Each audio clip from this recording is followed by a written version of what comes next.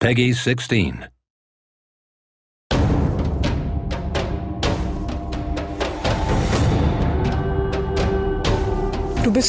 You encountered a lot of pirates in the prequel Risen, as well as in other games that we have developed, and that fitted pretty well with the dialogue style of the games and their quests, so we decided to turn it into a complete game.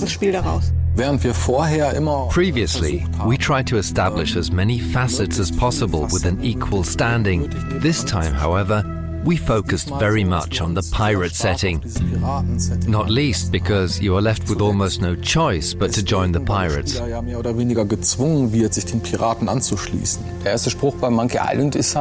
The first line of Monkey Island is, "I want to be a pirate," and then you got to go to the tavern and do piratey things, find a treasure and so on.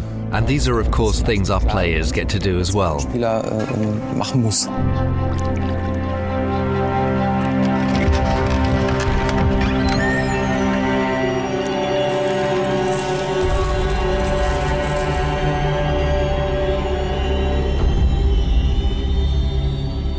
Wie man hier sehen kann, wollten wir raus aufs Meer und durch diese Schiffsreisen halt ein tropisches und exotisches Piratenspiel erzeugen.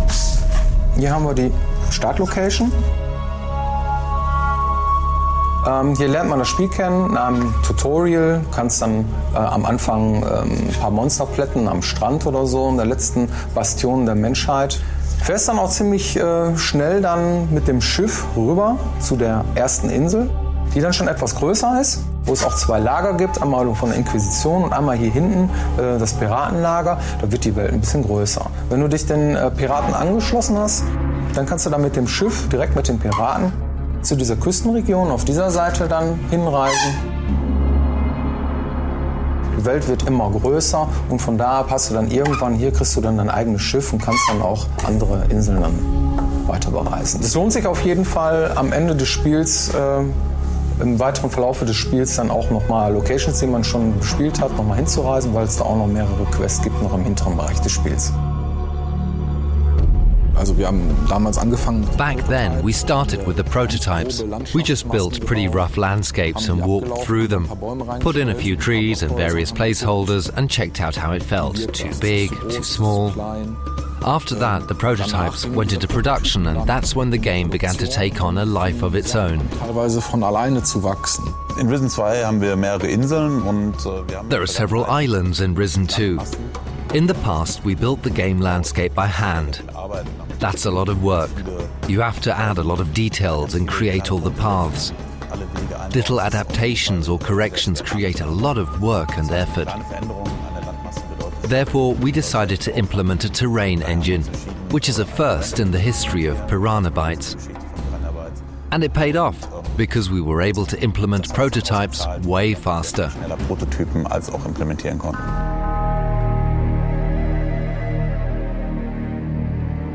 Beim Projektanfang von Risen 2 ging es erstmal darum, ein Setting zu erschaffen. Also wir mussten uns überlegen, was soll es überhaupt werden. Wir wollten halt dieses Regenwälder-Setting haben, karibisches Setting. Im Dschungel ist es eigentlich ziemlich dunkel. Ja, im Dschungel gibt es viel Schattenwurf. Es gibt unterschiedliche Baumhöhen und es gibt viel Bodenvegetation.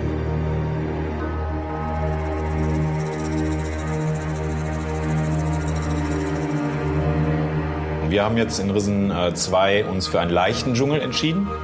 Ja, also weniger dicke, große Bäume, sondern eher dünne, kleine und davon ganz viele.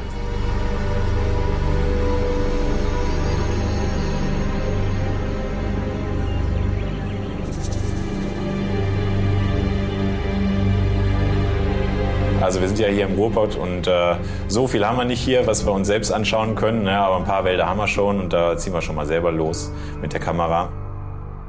Die Wälder sind teilweise urig hier, das soll man gar nicht meinen.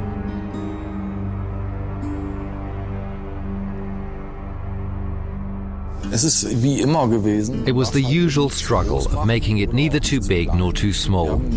We tried to keep things balanced out. On the one hand, you've got to create a world that's big enough to make it plausible that you require a ship to get from one scene to the next. On the other hand, if it's too big, it gets boring due to the sheer size of it. We used the islands to put certain structures in place. At the start, players have no ship, so they are told to go to Island A, then to Island B, and suddenly you get your ship and you can get to Island C, D, E, F, G, in whatever order you desire. We had to think about how to give each island its own unique character, so that every time you set foot on a new shore, you'll find yourself in the same situation, washed up onto an unknown island as in Risen 1. The settings and plots are set up correspondingly. Originally, we intended to have smaller locations, but a lot of them. What we've got in the end are a lot of big locations, and a lot more fun exploring them. We are not able to build a camp that consists of only 5 interacting characters. There's got to be at least 20 of them, and of course each of them has at least one quest for you. As a result, the game has grown. It really became a huge world.